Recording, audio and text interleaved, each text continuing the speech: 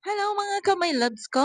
Kumusta kayong lahat? Ayan, meron na naman akong customer dito at bumili siya ng iPhone 11. Nakikita niyo naman mga kalablab, meron akong nilabas na iPhone.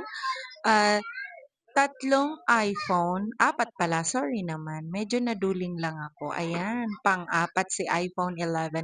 Ay, hindi pang-lima, meron pa kasi siyang hawak na isa.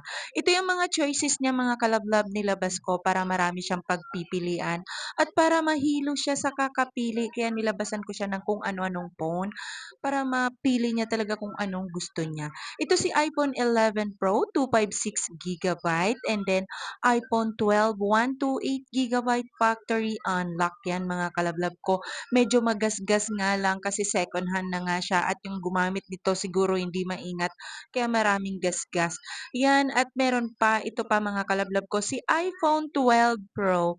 Nilabas ko na rin para makita niya at ma-check niya at makapili talaga siya kung anong gusto niyang bilhin.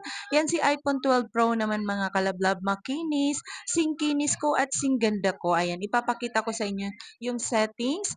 Yan mga kalablab, si iPhone 12 Pro. Factory unlock, ang version niya is 18.4.1. US variant factory unlock makinis. Ang price nito mga kalablab, binigay ko lang to sa halagang 18,500. Naka 128 gigabyte na and then naka factory unlock na. Ayan, nagtatanong siya bakit daw may mga waiting yung mga ibang application. Kasi nireset namin yan mga kalablab. At ang napusuan niya mga kalablab is iPhone 11.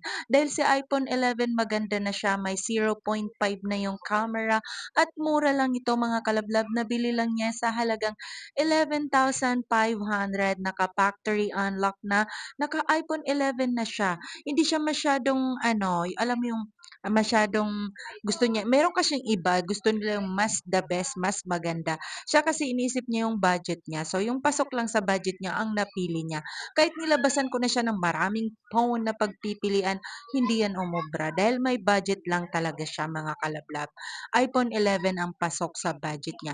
Yan mga kalablab, pwede kang tumawag or mag-text sa aking mahiwagang number sa 0975-823-8526. Thank you!